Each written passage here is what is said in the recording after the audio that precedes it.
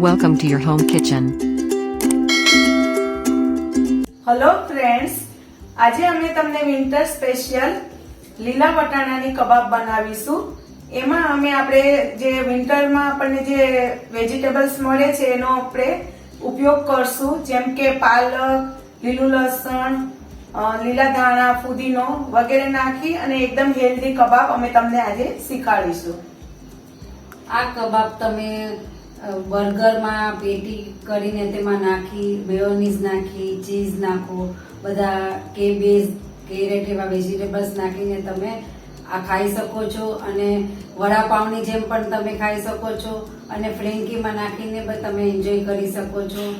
તો ચાલો અમે તમને કબાબ કેમ બને તે તમને અમે બતાવીશું. હાય ફ્રેન્ડ્સ, આજે આપણે બનાવીશું લીલા વટાણાના હરા ભરા કબાબ. લીલા વટાણા આપણે અડધો કિલો છીલટાવાળા લીધેલા છે. આ એના વટાણા કાઢેલા છે, એટલે આટલા વટાણા નીકળશે. તેના માટે આપણને ફુદીનો, લીલા મરચા 3-4 તમારા ઘરમાં જે પ્રમાણે તીખાશ ખવાતી હોય તે પ્રમાણે, લીલા કાંદા, પાલક, લીલા ધાણા અને લીલું લસણ, અદરક લસણની પેસ્ટ, ચાટ મસાલો, હિંગ, નમક સ્વાદ અનુસાર અને મરી પાવડર અને ગરમ મસાલો બે હાફ ટીસ્પૂન અને 3-4 ટેબલ સ્પૂન તમારે ચણાનો લોટ અને કોર્નફ્લોર 1-2 ટેબલ સ્પૂન. હવે તમારું જે બાઇડિંગ થતું હોય તે પ્રમાણે આપણે લેવાનું છે. આપણે જે લીલા વટાણા અને પાલક જે આપણે કાઢી લીધી, તો લીલા વટાણા, પાલક અને 3-4 આપણે લીલા મરચાં ગ્રાઇન્ડ કરી લીધેલા છે. હવે આપણે એમાં બધા મસાલા મિક્સ કરીશું. પહેલાં આપણે એમાં અદરક લસણની પેસ્ટ નાખશું, હિંગ નાખશું, ચાટ મસાલો નાખશું, મીઠું નાખશું, કારા મરી અને ગરમ મસાલો નાખશું. હવે આપણે આને મિક્સ કરી લેશું.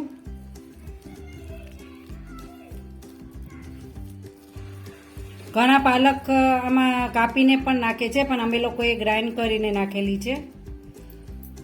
હવે આપણે એમાં ફુદીનો, લીલા ધાણા, લીલા કાંદા અને લીલું લસણ નાખશું. અત્યારે લીલું લસણ શિયાળામાં બહુ સરસ આવે છે અને વટાણા પણ એકદમ આપણને ફ્રેશ મળે છે અને સસ્તા પણ મળે છે. તો અત્યારે આપણી આ હરાભરા કબાબ બહુ સરસ થશે શિયાળામાં આપણે બનાવીશું. તો હવે આપણે 4 ટેબલ સ્પૂન ચણાનો લોટ લીધેલો છે, તે નાખશું આપણે.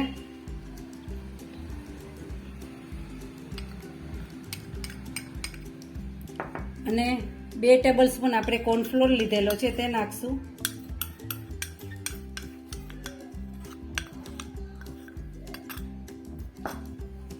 હવે આપણે મિક્સ કરી નાખશું.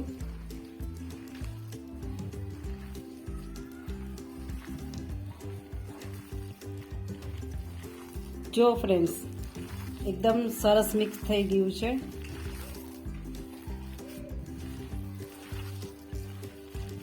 આમાં બધું ગ્રીન જાય છે એટલે આપણા કબાબ બહુ સરસ હેલ્ધી અને લીલું લસણ અત્યારે બહુ સરસ આવે છે.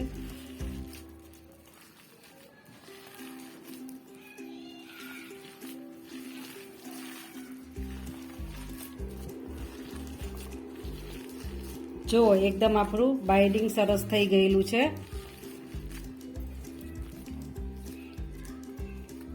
હવે આપણે આને ટેસ્ટ કરશું કે શું ઓછું છે. જે પણ આપણને નમક કે ઓછું હોય તો આપણે નાખી શકીએ છીએ.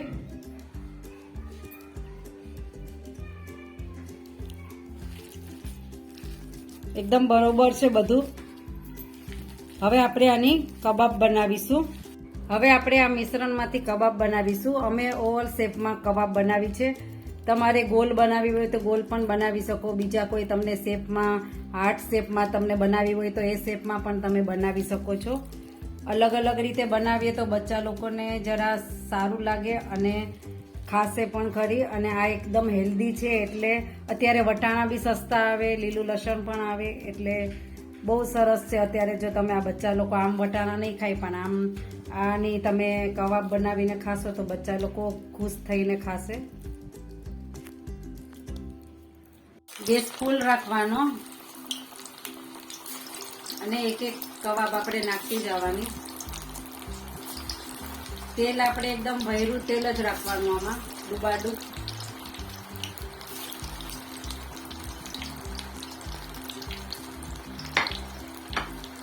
અને પછી આપણે ધીરે ધીરે આને પલટાવશું.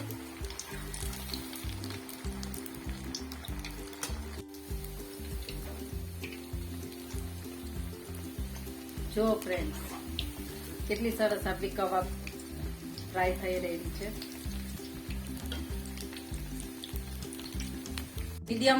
મીડિયમ ફાસ્ટ કરીને આપણે તળવાની છે કબાબને.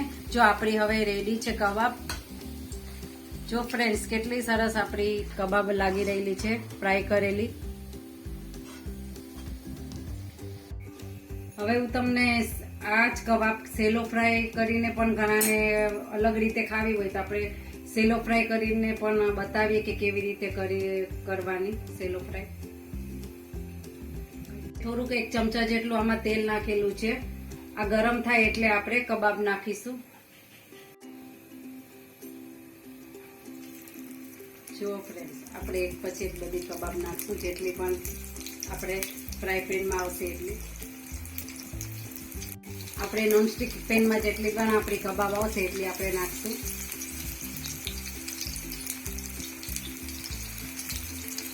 એટલે ફૂલ ગેસ પર આપણે તાવા દઈશું. જો ફ્રેન્ડ્સ, આપણે ફૂલ ગેસે જ ફ્રાય કરવાની છે આને. હવે આવી રીતે પલટાવી નાખવાનું. બધી જ કબાબ આપણે પલટાવી નાખશું. એક સાઈડ આપણી થઈ ગઈ છે. જો કેટલી સરસ લાગી રહી છે આપણી કબાબ. જો ફ્રેન્ડ્સ, આપણી બધી જ કબાબ ફ્રાય થઈ ગયેલી છે. આ આપણી ડીપ ફ્રાય છે ને આપણે સેલો ફ્રાય કરેલી છે. જો ફ્રેન્ડ્સ, અમારી આ વટાણાની કબાબ હવે સર્વ કરેલી રેડી છે. ચણાની હરા ભરા કબાબ અમે જે તમને બતાવેલી તે અમે તમને બતાવેલું કે આપણે પાઉંમાં નાખીને બી ખાઈ શકીએ છીએ, બ્રેડમાં નાખીને બી ખાઈ શકીએ છીએ, બ્રેડમાં આપણે ટોસ્ટ કરીને પણ ખાઈ શકીએ છીએ, ફ્રેન્કીમાં નાખીને પણ ખાઈ શકીએ છીએ. આને પણ આપણે આ જ રીતે ખાઈ શકીએ છીએ.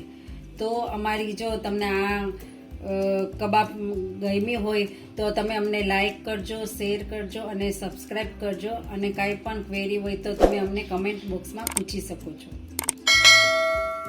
Thank you. તમે ફ્રેન્ડ્સ આ એક વખત જરૂર બનાવીને અને તમારી ફેમિલી સાથે એન્જોય કરશો.